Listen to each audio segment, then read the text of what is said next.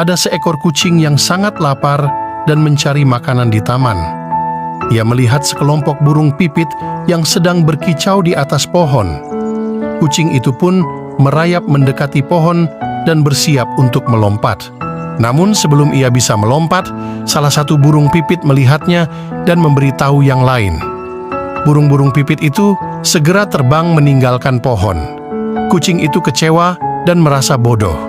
Ia berpikir, aku harus lebih hati-hati dan tidak terlalu terburu-buru. Mungkin lain kali aku bisa menangkap burung pipit yang lezat.